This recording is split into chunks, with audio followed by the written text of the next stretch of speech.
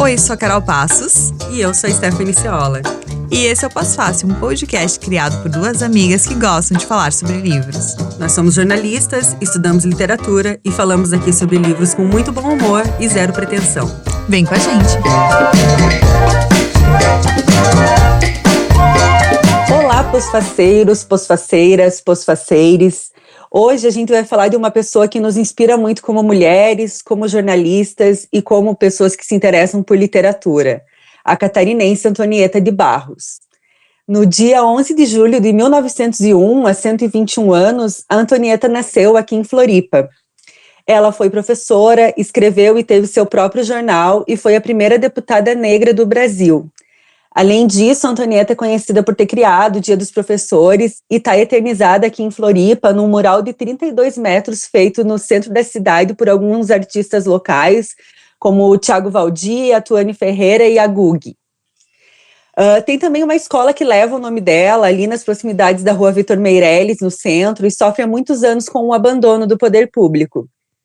Eu sempre que eu passo por ali, eu fico imaginando que aquele lugar podia ser um memorial em homenagem a essa mulher, em homenagem à educação, que podia ser muita coisa, mas infelizmente é também, me parece, uma tentativa de apagamento histórico de pessoas como ela, mulher, negra, descendente de escravizados. Mas muito tem sido feito para não deixar o nome da Antonieta ser esquecido. E hoje nós temos aqui no podcast uma pessoa que faz parte de um movimento muito importante para fortalecer o legado dessa grande mulher. A professora Jerusi Romão, que escreveu a biografia da Antonieta de Barros, lançada em 2021, e também participa da republicação do livro Farrapos de Ideias, que foi escrito pela Antonieta em 1937 e agora está sendo relançado pela Script Editora. Esse livro foi lançado com uma campanha de financiamento coletivo, eu já adquiri o meu, tenho os dois, a biografia aqui da professora Jerusi também. E, bom, a gente está muito feliz, Jerusi, por te receber aqui, seja muito bem-vinda ao Pós-Fácil. Eu vou te pedir que você se apresente e que você também diga o que a Antonieta representa para você. Olá, eu sou Jerusi Romão, uma saudação para todos e podcast, e eu sou professora, tenho uma trajetória aqui em Santa Catarina e Florianópolis, primeiro como professora, depois como ativista do movimento negro, como pesquisadora, como militante do movimento contra a intolerância religiosa, militante do movimento LGBTQIA+, faço articulações em torno da formação política da população negra e do movimento negro no estado de Santa Catarina, coordenando uma escola de formação afropopular chamada Leonor de Barros, que traz o nome da professora Antonieta de Barros. Bom, Antonieta, eu costumo dizer para as pessoas que eu tinha uma Antonieta lá em casa, né? Que eu tive uma irmã chamada Antonieta. Ah, é? Sim, lá em casa nós somos todos com a letra J, Jerusi, Janete, Sussara, Jorge, Jucemar, e uma irmã chamada Antonieta, que é a minha mãe, professora normalista, não é? Deu o nome para a minha irmã em homenagem à professora Antonieta de Barros. Então, eu costumo brincar que a Antonieta, desde sempre, esteve na minha casa. E, obviamente, que eu cresci ouvindo narrativas sobre ela, sobre a grande professora que ela foi. O interessante é que, até eu ter consciência de quem Antonieta foi, quando eu militava no movimento negro já, a partir da década de 80, eu começo no movimento negro em 1982, então, a partir desse período, eu não tinha consciência da Antonieta deputada. A referência que a comunidade muito trazia sobre ela, sobretudo as professoras negras, eu fui criada nesse universo, porque a minha mãe é professora negra, minha tia é professora e negra, Valdionira, também muito conhecida na cidade, as duas, nas comunidades, sobretudo, e a gente via um universo de professoras negras que tinham a Antonieta como uma referência muito positiva, Antonieta e Leonor, né? E pouco falavam da deputada. Então, eu só vou entender o protagonismo, que já era importante, dessa mulher, mas ampliado, quando eu inicio a minha militância no movimento negro. E aí eu conheço, então, as outras facetas da Antonieta, eu costumo dizer as outras camadas da Antonieta, né, que eu trago no Sim. livro, que é a Antonieta professora, escritora, jornalista, deputada estadual e primeira deputada negra do Brasil, que são camadas maiores, mas que ainda vão ter outras, né? Eu vejo a Antonieta nos movimentos de assistência social, eu vejo a Antonieta em movimentos religiosos, eu vejo a Antonieta participando de movimentos literários, eu vejo a Antonieta participando de movimentos de defesa da educação, ou seja, ela possui muitas camadas e essa é a mulher com quem eu pactuei, em algum momento da minha vida, escrever sobre ela e em 2021 eu consegui apresentar esse trabalho. Bacana.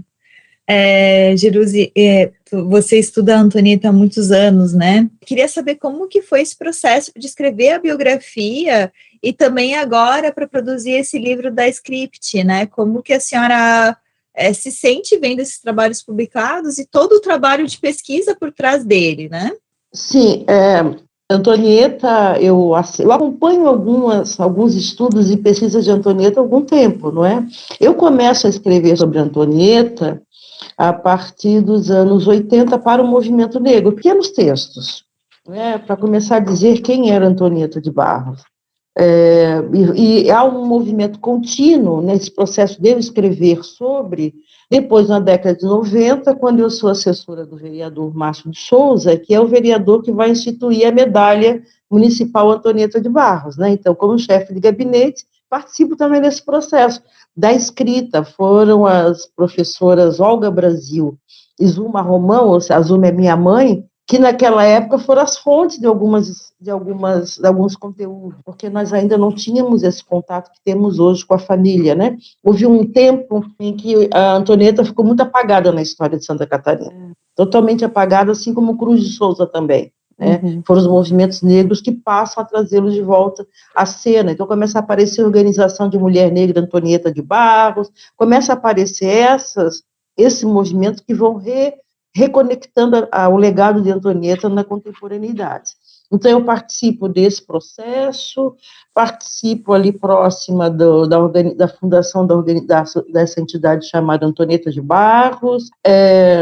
Quando ela fez 100 anos, eu participei do movimento de 100 anos Antonieta de Barros também, né? Então, foi quando foi editada a terceira edição de Farrapos de Ideias, a gente estava ali naquele processo, o centenário de nascimento organizado pelo governo do estado de Santa Catarina e o Conselho do Negro, nós estamos ali nesse movimento, e depois participamos também do processo da criação da medalha na Assembleia Legislativa, e eu tive a oportunidade, como coordenadora do Fórum de Mulheres Negras de Santa Catarina, fazer a proposição para um presidente da Assembleia Legislativa, então o presidente Ivonei Morastoni, para que a Assembleia Legislativa pudesse acolher um projeto para jovens negros e pobres das comunidades periféricas, e com outros recortes também, né? Mas negros e os mais vulneráveis,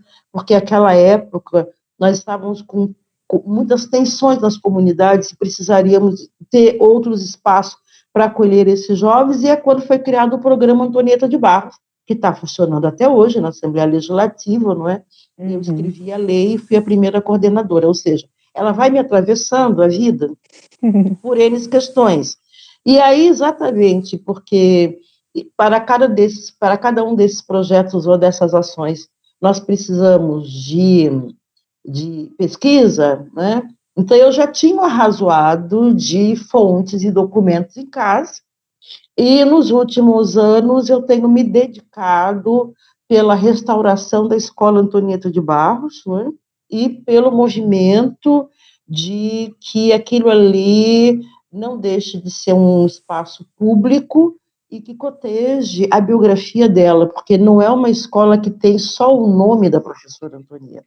É uma escola que tem o nome e a energia dela, né? Ela foi diretora daquele lugar, ela foi professora naquele lugar, a irmã foi professora e diretora daquele lugar, ou seja, não é um prédio público que nomeia alguém totalmente alheio às suas funções, é um prédio público que nomeia alguém que ali usou aquele lugar como uma trincheira em defesa da educação pública para todos. Né? Ela se dizia uma operária da educação. Então, tem muito mais do que só barro e tijolo, né? É muito mais do que isso. Então, nós estamos nesse momento, nessa defesa. E cada um desses movimentos exige muita pesquisa, porque o racismo institucional ele é muito perverso, não é? Se Antonieta de Barros fosse uma mulher branca catarinense, o lugar em que ela estaria ocupando seria outro. Mas como nós estamos falando de uma mulher negra que nasceu apenas 13 anos após a abolição da escravatura, filha de ex-mãe escravizada e pai escravizado, e numa sociedade onde o racismo ainda é tão latente, não é? Nós estamos vivendo aqui camadas de racismo dos mais perversos em Santa Catarina. Antonieta é invisibilizada, ou como diz a pesquisadora Cauane Maia, não só invisibilizada, como também ocultada, há um movimento de ocultação. Então, nós não conseguimos entender. Não é? A gente fala, olha, a primeira deputada de Santa Catarina, mas quando eu realizei a pesquisa, eu fui até os estados do Rio Grande do Sul e do Paraná e pude verificar que a Antonieta não é só de Santa Catarina, é a primeira deputada da região sul. Né? Então, assim, olha só o contexto, o que se coloca, a região que se diz mais branca do país teve a primeira deputada mulher negra. Não é? E é difícil, a gente sabe o quanto é difícil tratar isso como um aspecto histórico, né? Com naturalidade que a história deveria tratar, não é? Se não fosse atravessada pelo racismo. Então, eu quis trazer uma biografia que falasse de todas essas camadas, porque por aqui nós ouvíamos muito que ela foi deputada porque ela foi ajudada por uma família, uma oligarquia branca, tal, né? E essa conta não batia, porque eu dizia, bom, mas não bate. Uma mulher negra, única, eleita, ela tinha que ter alguma coisa para ser indicada. Né? Então eu fui atrás desse alguma coisa. Então esse alguma coisa é a história da família dela. Eu quis desconstruir uma Antonieta solitária, né, porque também tem isso, né? O brancocentrismo, ele se apropria do sujeito que é bem-sucedido da comunidade negra, mas não da família dele. Né? Então, a Antonieta foi apropriada, mas não a família dela, e eu queria saber quem era a família dela.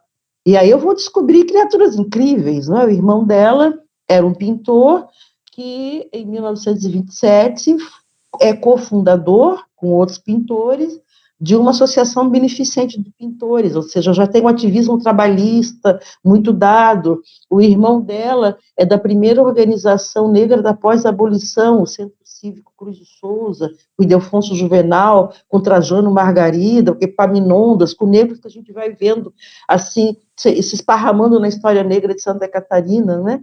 A Leonor é uma professora incrível, né? A irmã dela merecia uma biografia, né?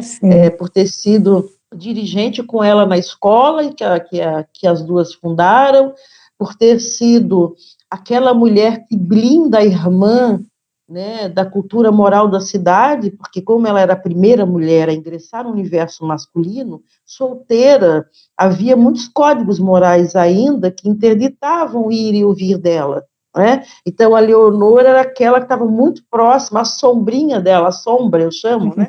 Mas uma sombra muito amorosa, muito afetiva e muito política, para poder resguardar a irmã nesse trânsito, né? Nesse universo. Trago a mãe, que é uma família matriarcal, a mãe lavadeira, cozinheira, empregada doméstica, ela definiu a trajetória para os filhos, é muito interessante isso, né? De não reproduzir. Então, ela sai direto da senzala para inspirar as filhas e os filhos a um outro modelo de vida, assim, num prazo muito curto, é uma mobilidade muito rápida, numa família de descendência escravocrata, né? E para inspirar outro lugar para as filhas, assim. Então, eu vejo uma família especialíssima, importantíssima, em que eu me aproximo dos meio-irmão de Antonieta, que a gente não sabia que ela tinha, nós vamos aproximando do pai dela, porque também a sombra de que ela seria uma filha não reconhecida de um homem branco, ela se dissipa quando a gente acha o pai de Antonieta, né, um negro baiano, né, nascido na Bahia, e que chega aqui e tem uma relação com a mãe, e aí a gente entende por que o pai não é uma figura tão citada, né, tão vista, ou tão bem vista, inclusive, porque, de fato, ele tem uma outra família, né, que são a mulher e os filhos, e tem os filhos com a mãe de Antonieta, Catarina, né? E aí a gente sabe que para aquela sociedade naquele tempo, os filhos desses casamentos não eram bem vistos, então ela era muito reservada no sentido de trazer esse conteúdo sobre um pai que não aparecia e que hoje a gente entende que aparece. E Antonieta começou a escrever muito jovem, não é? Então, assim, eu sempre tinha uma ideia de 1930, por aí, 1929, mas não. Antonieta começa a escrever com 22 anos, muito cedo. Assim que acaba a escola normal, ela já aparece nos jornais, em pequenos textos, como uma jovem, claro, né?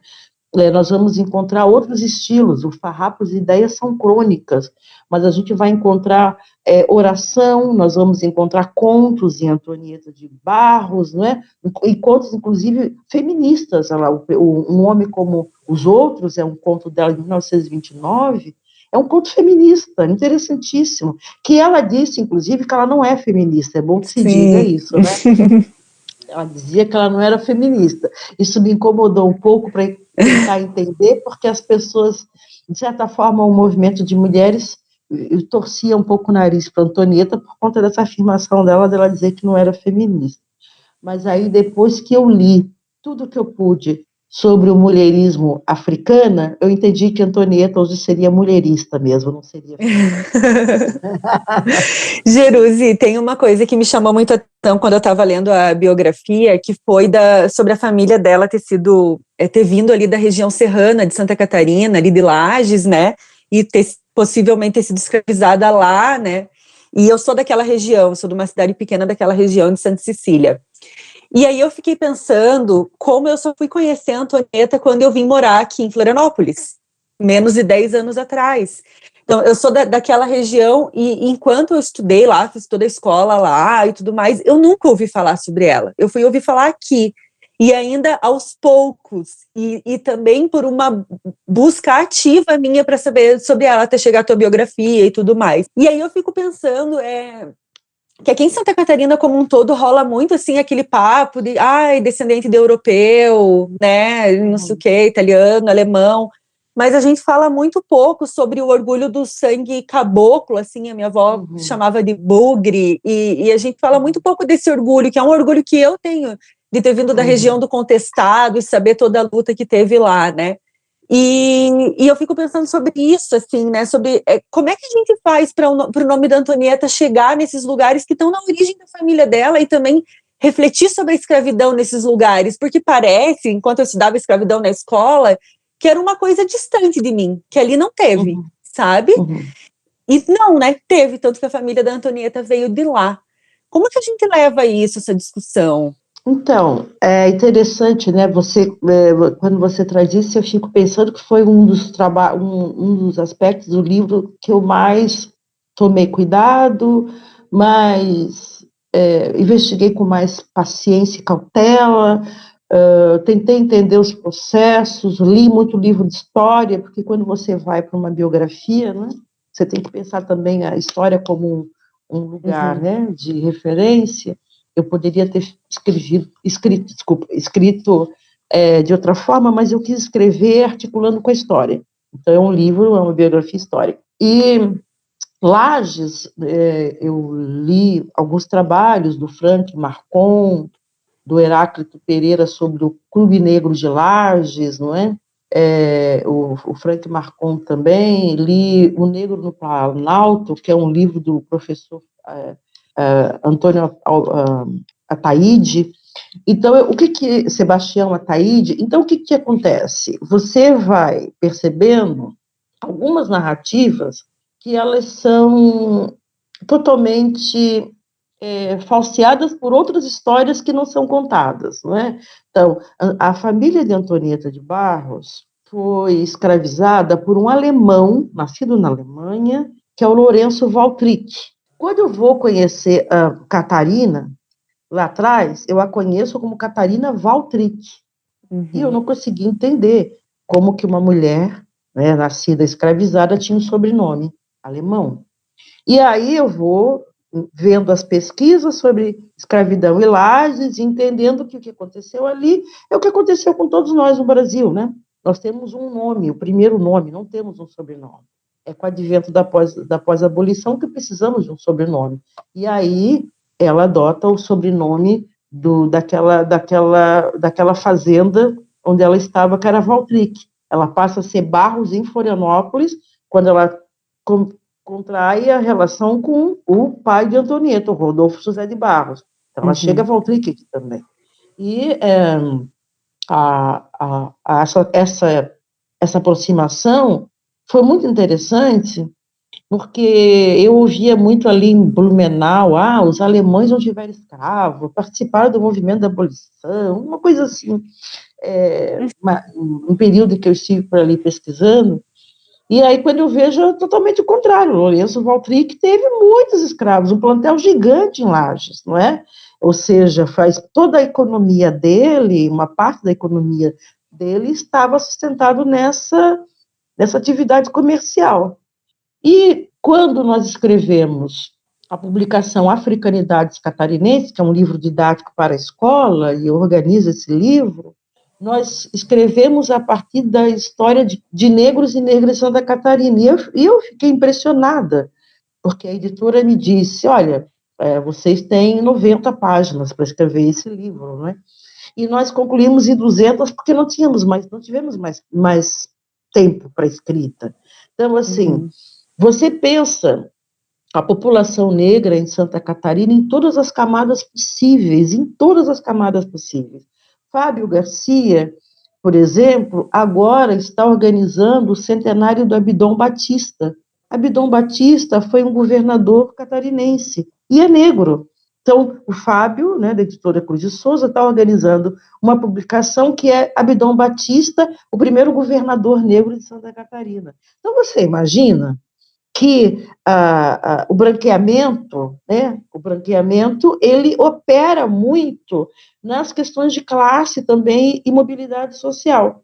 Então, muitos negros foram branqueados na história catarinense. Nós estamos aqui trabalhando, por exemplo, hoje, com a comunidade de Biguaçu, por um motivo muito especial, porque eu sou romão e a nossa família vem daquela região e eu estou estudando a genealogia da família, né? E o que eu escuto falar? Olha, eu escuto falar que uma parte dessa família romão, ela tem relações com uma mulher alemã que se casou com um africano escravizado e que dali veio a sua descendência, né, que chega hoje ao sobrenome Pereira, mas a origem é Platen. E aí eu fui vendo a história dos meus tios e dos meus ancestrais, são relações de miscigenação com italianos, com alemães, enfim. O que muitos daqueles que se dizem alemães têm atravessamentos com descendência africana, indígena, em Santa Catarina. Então, assim, essa história ela precisa ser reorganizada, porque esse brancocentrismo está fora do lugar. Né? E essa ideia de que a população negra era muito pequena também está fora do lugar, porque quando você vai vendo os movimentos políticos do período da Antonieta, Vidal Ramos, Hercílio Luz e mesmo seus opositores estiveram todos muito cercados por lideranças negras em Santa Catarina. Né? Muitos. Em 1947, nós elegemos em Florianópolis o primeiro vereador negro. Não é qualquer coisa, né? Você entendendo o processo político da história. Nós vamos ver, por exemplo, o movimento de mulheres negras saindo de Itajaí, na década de 20, para vir registrar um clube náutico Cruz de Souza, na Associação Náutica Catarinense, quando os negros eram proibidos de ter barcos nas raias, não é? Então, como eles eram do porto de Itajaí, trabalhavam no porto de Itajaí, eles começaram, então, nas competições das raias, no Itajaí, ganharam todos os campeonatos por lá, eram estivadores, né? E aí decidiram, então, a alcançar movimentos maiores. E é uma comissão de mulheres negras de Itajaí que vem até Florianópolis protocolar esse fato, né? E quando eles ganham, e o pior, eles participam do primeiro campeonato, e quando eles ganham, e olha só a ironia, era a taça para todos, era o nome da taça. Só que eles ganham a competição e não levam de imediato, ou seja, não era nem para todos assim, né? Mais ou menos os todos. E aí são todos, né? Acontece uma reunião para decidir se realmente eles estavam regulares dentro da situação. Isso está tudo nos jornais da cidade, entendeu? Então, o que eu entendo é que quem leu a história e quem escreveu a história de Santa Catarina em alguns momentos ou ignorou ou foi muito desatento a fatos que são muito significativos para a história de Santa Catarina, e não só do negro, mas de Santa Catarina como um todo. Se eu olho para o sul, eu vejo isso em Criciúma, se eu olho para o oeste, no Contestado, eu vejo isso. Quem eram as pessoas do Contestado? Não eram brancas, não é? Então, quem eram essas pessoas? Então, quando eu olho para Lages, os tropeiros atravessando, né, levando cavalos, trazendo escravos, as Irmandades do Rosário dos Homens Pretos constituídas, a única hoje ativa é a de Florianópolis, as outras são todas extintas, mas o movimento em torno das Irmandades, nós temos 12 clubes negros em Santa Catarina, ou seja, esses movimentos em torno da criação desses clubes negros são movimentos de consciência racial e social importantíssimos. Então, assim, há sim uma história importantíssima que precisa ser contada e que ainda não foi a partir de personagens ou a partir de movimentos. Eu acabei falando demais, gente. Eu me empolgo. Não, imagina! A gente ama. Jerusi, eu queria saber, porque assim, a gente percebe ali no livro, como você falou, as diferentes camadas da Antonieta, né? Então, assim, a inserção dela na política, o envolvimento dela com a educação e tudo mais. Olhando para o cenário de hoje, para o Brasil de hoje, que a gente está vivendo nesse momento, como é que você acha que a Antonieta se posicionaria? Bom, primeiro eu quero dizer que quando a gente fala assim, inserção dela na política, era a política parlamentar, porque uma das coisas que eu aprendi com a Antonieta é que a nossa existência é política, né? E eu me reeduquei muito para isso também, porque nós sempre falávamos, e falamos ainda, né? Eu tenho conversado com o movimento de mulheres negras sobre isso. Não temos mulheres negras na política. E aí eu digo, não, na política parlamentar, porque se não fossem as mulheres negras nesse movimento todo na sociedade contemporânea, a gente estava, desculpe a expressão aqui, muito ruim, não vou usar uma pior, mas muito ruim. A gente entendeu. Entendeu. Muito ruim. Então, a Antonieta, ela fez parte de muitos movimentos políticos. O fato dela ter sido indicada para ser a mulher na política parlamentar foi pela biografia dela, né? Ela vai dizer o seguinte, ela forma-se em 1921. Quando ela é entrevistada por um jornal carioca, em 1934, 35, ela diz o seguinte, sobre os projetos dela na Assembleia Legislativa, ela tinha uma fixação por projetos ligados à categoria do magistério, né, era assim, de um cuidado absurdo com essa categoria, e por acesso à educação para todos, né? E ela traz de uma experiência pessoal a inspiração para uma política, né? Um dos exemplos. Ela era defensora de concurso público para o magistério. Tanto é que ela vai não só burilar a lei na década de 30, como ela também vai ampliar com concurso para diretores de escola, para inspetores de escola. Ela entendia que isso era o processo democrático do acesso. E aí eu vou entender o porquê desse investimento tão contundente, né, nesse processo, porque ela vai lembrar para um jornalista do Jornal à Noite do Rio de Janeiro que vem entrevistá-la, ela vai lembrar os motivos pelos quais ela fundou uma escola, né? E ela vai dizer Eu crio uma escola particular porque não havia concurso público e eu não tinha um pistolão que me indicasse para a escola pública, entende? Então, não dá para romantizar de todo, né? Ela teve, sim, ela teve, mas a gente precisa fazer uma análise do processo crítico que ela já traz, né? Ou seja, não era um espaço para todo mundo, não se dava, não era assim, eu concluí a escola normal e agora eu vou me candidatar a uma vaga da escola pública. Não, tinha que ter alguém que indicasse. E ela dizia, eu precisava dar sustento, algum conforto para minha santa mãezinha, que já tinha investido na gente, ou seja, a mãe já tinha lavado, cozinhado, passado, né, a vida toda, e ela queria, então ela funda uma escola. Então eu vejo essa defesa dela muito ligada à experiência dela. Antonieta foi uma mulher que ocupou a imprensa catarinense por um período muito expressivo, muito expressivo. Ela faz parte do primeiro, eu digo primeiro, porque teve um grupo antes delas, né, da Maura de Sena Pereira e dela. Nós já tínhamos a Delminda da Silveira, escrevendo para jornais, e um grupo ali de mulheres escrevendo para um jornal católico, voltada para a mulher, uma coisa assim.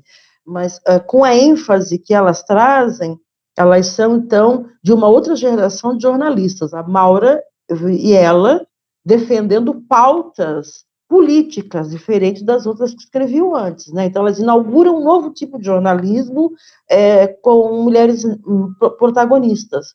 A Maura, feminista, alinhada com o movimento nacional, né? E com um discurso muito mais confortável, porque era uma mulher branca, de classe média, né?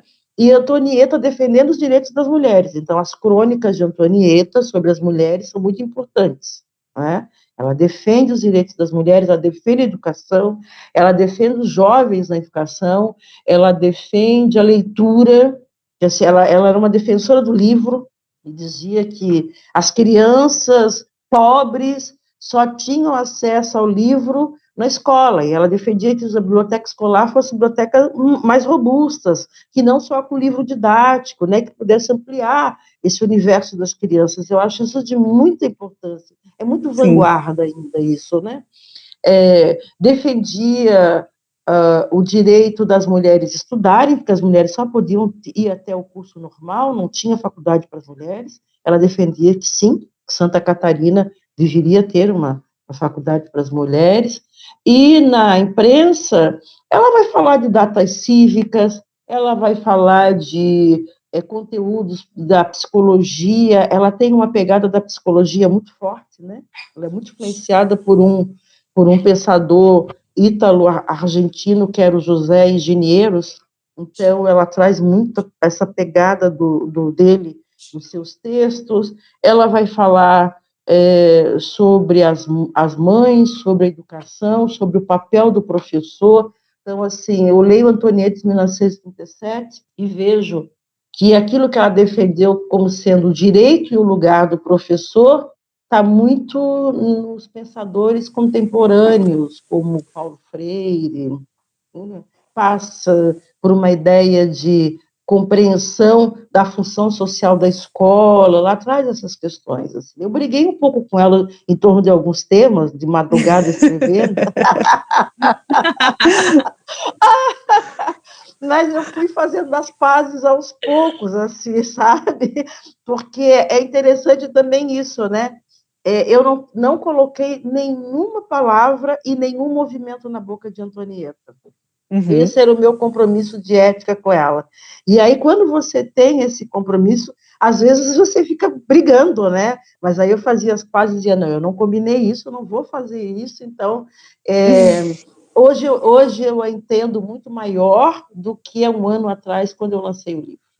E no final de julho eu estou lançando o segundo livro, que é Antonieta de Barros, Discursos, Entrevistas e Outros Textos, não é? Então eu selecionei os discursos da deputada, os discursos da professora, as entrevistas que ela concedeu para alguns jornais, os contos e correspondências. Também consegui acessar, dessa vez eu não tinha conseguido, por conta da pandemia, todos os arquivos fechados, né?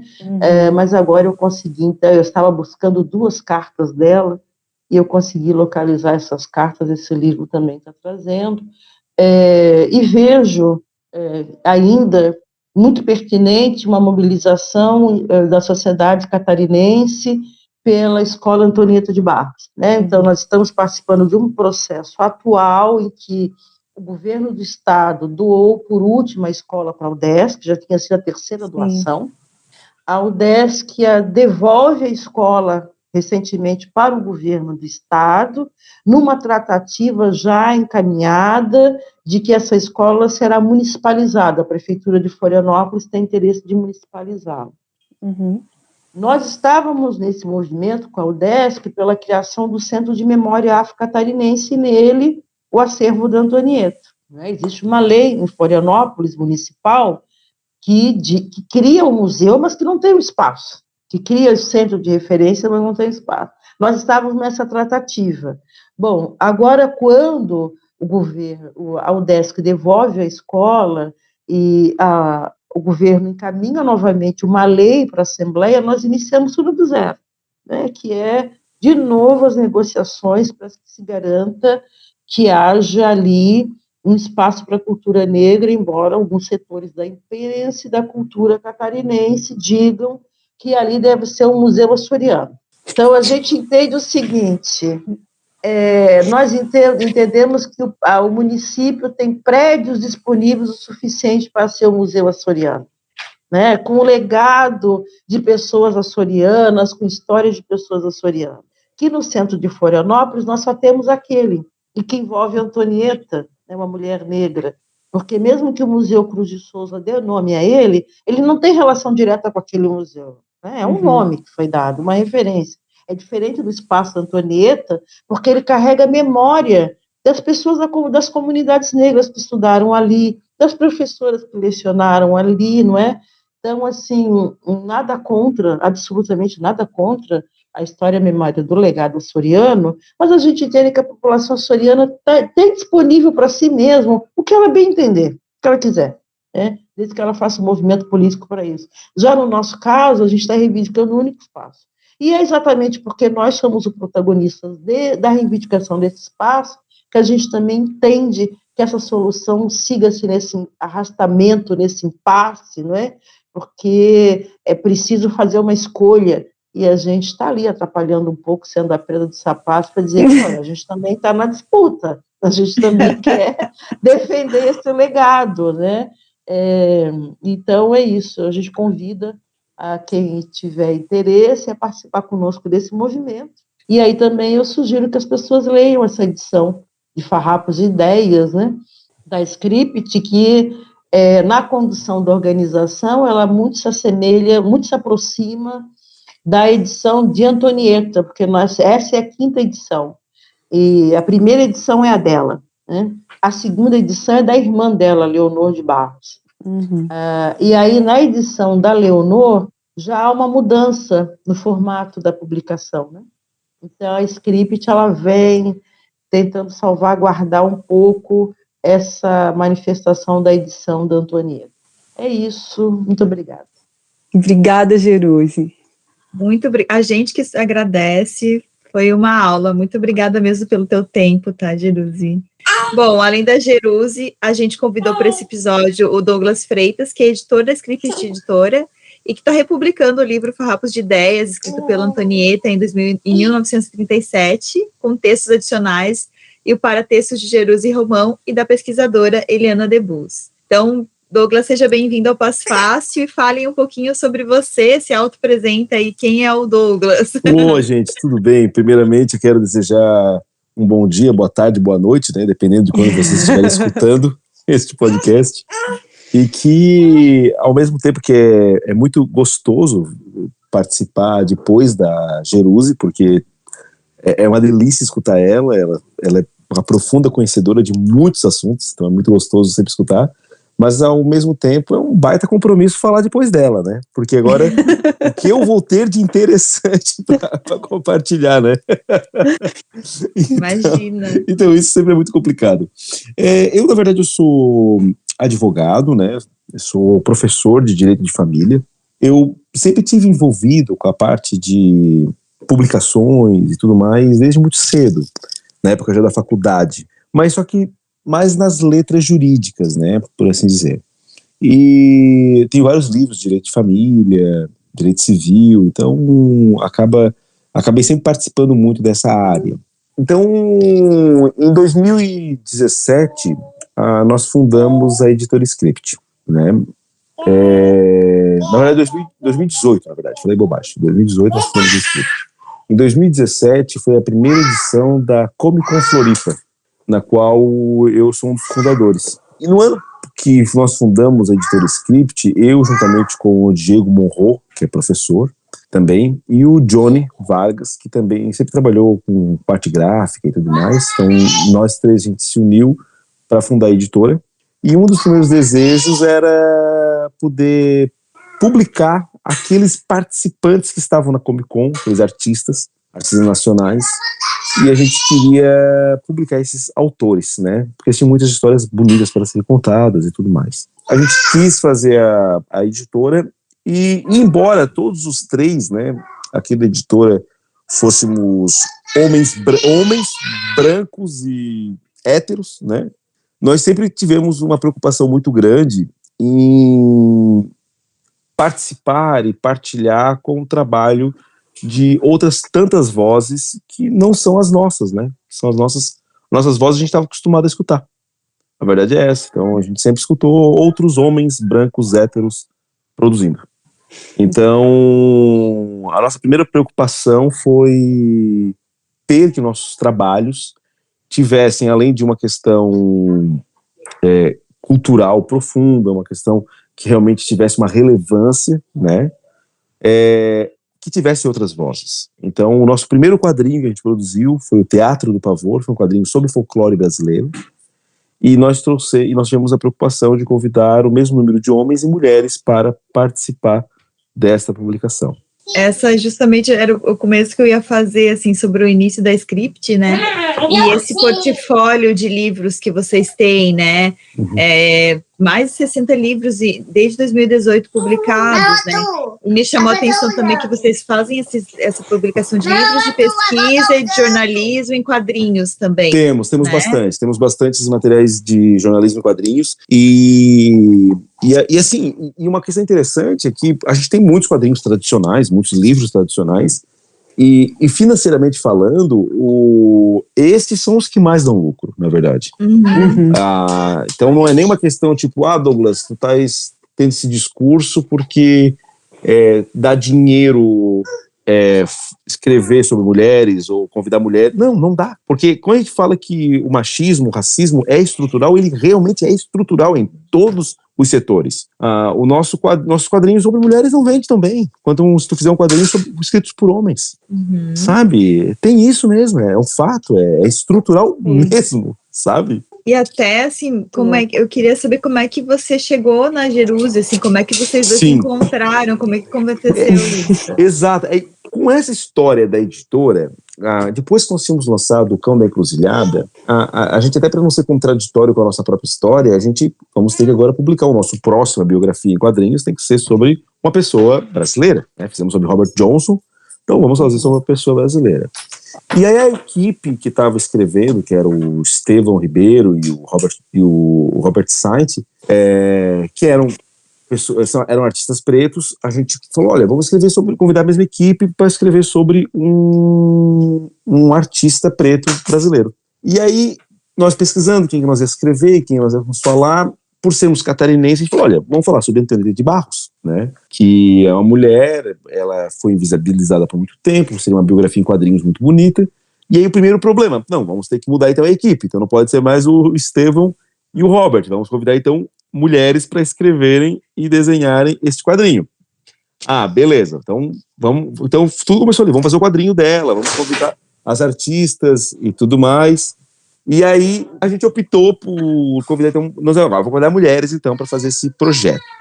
E aí a primeira coisa que a gente foi fazer foi, vamos atrás do livro da Antonieta, né? A gente tinha muitos textos, a gente tinha já ouvido falar da Jeruse por conta da biografia que nós íamos utilizar, aí compramos o livro dela, mas a gente precisava comprar o livro da própria da própria Antonieta. E nós não achamos. Não tinha jeito de achar esse livro. Para não dizer que eu não consegui, eu pesquisando muito na internet, eu consegui contato com uma professora da UDESC, que ela tinha este livro e me respondeu via Facebook e indicou que, olha, na biblioteca municipal tem também. Aí nós, vamos lá pegar, então, o livro para poder fazer a pesquisa. E aí, olhando as datas, a gente viu que ele entrava em domínio público 2022. Aí nós, então, melhor ainda, vamos republicar esse livro junto com o quadrinho. Vamos fazer o quadrinho e o livro. Aí quando vimos o volume que o livro tinha, né, a gente viu que não dava para fazer ele junto com o quadrinho. Então ele, não, vai ficar muito, muito espesso. Vamos então fazer um e depois o outro. E aí quando começamos a ler o livro, a gente ficou maravilhado pelos textos, né? A gente já conhecia um pouco da história, a gente se aprofundou mais na história da Antonieta e a gente se apaixonou, tanto pela autora quanto pela obra. E aí, assim, paramos tudo, vamos publicar esse livro, vamos fazer esse livro estar na mão de todo mundo. E aí fomos atrás da Geruse, fomos atrás da Eliane Debus, que eram duas autoras que falavam muito sobre a Antonieta, eram duas pessoas, demos uma grande sorte de serem aqui de Santa Catarina, então convidamos elas, que foram maravilhosas, aceitaram imediatamente o convite. É muito difícil priorizar ou dizer que este foi mais importante do que aquele no trabalho, sabe? Então, assim, todo mundo teve uma contribuição muito grande, desde a Tati, que fez a revisão, a Krika, que fez a arte da capa, que ficou lindíssima. É linda, né? É linda, né? A capa da Krika, é maravilhoso o trabalho que a Krika Monteiro fez. Então, assim, todo mundo teve uma participação muito importante nessa produção, mas a gente tem um débito especial com a Geruse, porque a Geruse, conseguimos pegar ela num momento onde a gente não conseguiu pegar com a Eliane, por exemplo, porque a Eliane pegou, quando a gente convidou a Eliane, ela estava bem no meio de uma série de aulas e palestras, inclusive fora do estado. Então, a agenda dela, assim, estava super ocupada. E a Geruse, nós pegamos um pouco antes desse ritmo que ela entrou agora. Então a gente pegou ela quando ela tinha acabado de publicar o livro dela. Então ela estava em função de lançamentos, então ela estava pela cidade. Então deu pra gente conversar com ela bastante, deu pra gente encontrar com ela algumas vezes. E ela deu muitas dicas pro livro. Por exemplo, foi ela que, quando leu a primeira versão do livro, falou: olha, essa versão que vocês digitaram é a segunda edição. É a edição da irmã. A edição da primeira edição eu tenho, emprestou para nós. Aí nós tiramos os textos que são adicionais, que são os textos que foram colocados pela irmã na segunda edição, e deixamos como um extra, para que o leitor pudesse ter acesso, mas que a obra pudesse manter o mesmo espírito da edição original. Tanto que a própria arte, o próprio texto introdutório da própria Antonieta, a gente manteve, que ela fala lá sobre como ela conseguiu viabilizar a obra. Então, deixamos lá exatamente como ela pensou. Então, vocês mesclaram as duas edições, a primeira e a segunda, para fazer essa? Exatamente. Legal. Mantivemos a primeira, como a Antonieta produziu, e colocamos esses textos adicionais da segunda como um anexo, né? E além dos paratextos, que são os prefácios e os pós-fácios, e aí entra aqui, tem uma rima aqui com o próprio nome do programa, da Geruse e da Eliane, né? Que legal. E aí ficou um livro bem completo. Eu estava na dúvida se vocês tinham feito uma seleção de alguns textos para colocar aqui. Então entrou tudo mesmo, né? Entrou tudo. Nós tivemos a primeira edição na íntegra e o que a gente fez? Quando a gente pegou, como a gente agora tinha as duas edições, nós grifamos em vermelho o que era da segunda edição e aí mandamos para o montador tirar o que estava em vermelho e jogar como anexo. Legal. Então a gente conseguiu manter exatamente a primeira edição. E aí agora a gente está lançando o livro. A gente colocou ele como venda na Amazon. Vamos agora atrás de alguns pontos aqui em Florianópolis para esse livro ter. A gente, como era um material que era em domínio público, nós não tivemos um custo que a gente tem sempre nas nossas obras, que é o direito autoral.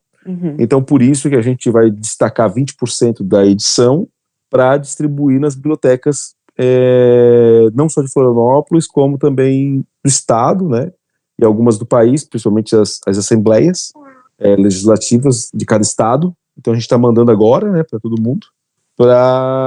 que é uma contrapartida que a gente teria de qualquer maneira, né? Então, como a gente não vai ter, então a gente vai fazer dessa forma. A gente achou ótimo isso, até porque é uma das coisas que a gente estava falando com a Jerusi antes, né? Como é que a gente faz para levar o nome da Antonieta, né?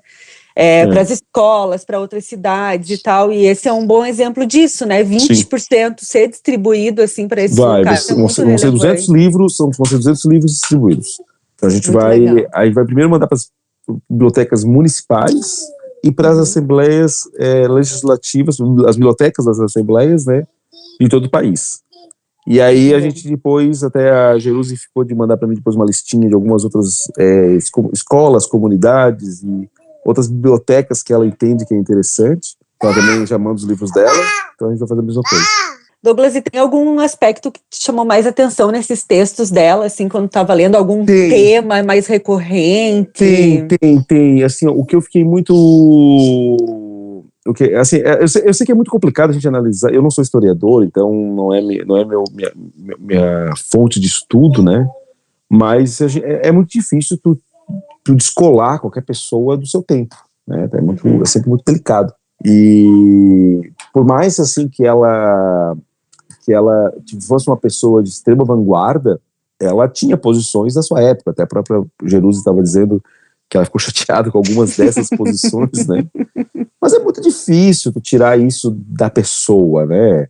Sabe? Então, já agora, talvez passando um pano na Antonieta, talvez ela, com outros contatos, com outras pessoas no seu entorno, talvez ela mudasse algumas posições ao longo dos seus anos de vida. Entende? Porque ela notoriamente era uma progressista. Acho que a gente já falou bastante coisa. A gente foi longe, hein? Foi longe. Stephanie, tem mais alguma pergunta? Não, eu só quero te agradecer por a Script ter nos enviado, né, o Farrapo de Ideias. Que isso. A gente já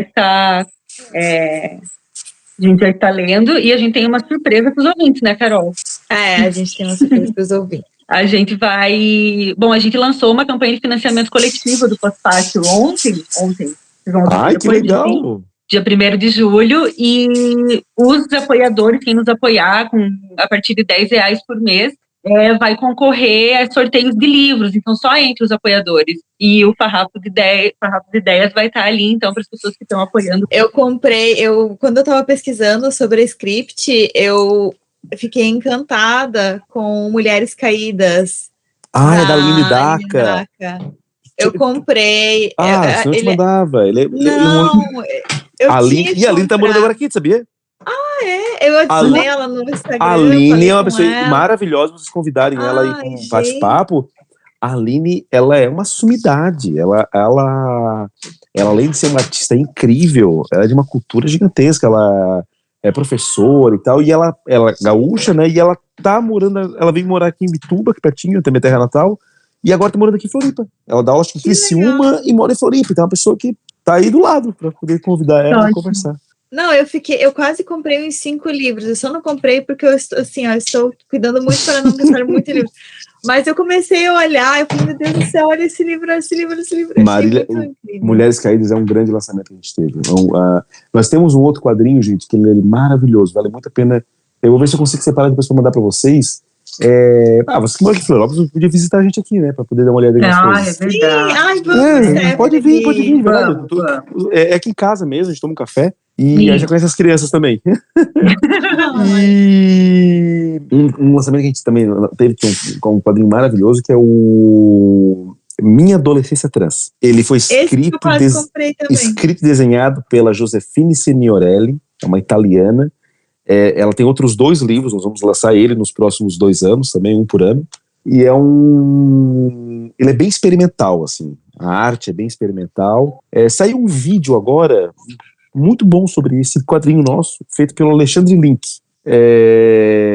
Se vocês botarem Quadrinhos na Sarjeta, eu acho que foi o último ou penúltimo vídeo dele foi sobre esse quadrinho. Legal. ele fala sobre o catolicismo italiano, sobre a obra em si, e é um baita quadrinho mesmo, assim, é uma história, é muito legal, é uma coisa que eu nunca, por isso que é tão gostoso tu ler histórias de outras vozes, aquilo que a gente fala, assim, ó, eu passei minha vida lendo homens brancos héteros escrevendo quadrinho, então é sempre tudo muito reciclado, é tudo muito igual, né, é tudo muito parecido. Então quando tu pega outras vozes, é muito interessante. Então, por exemplo, uma coisa que só uma mulher trans escrever no quadrinho, tu ia pegar, que é o fato de ela mostrar no quadrinho o quão objetificada ela sempre foi.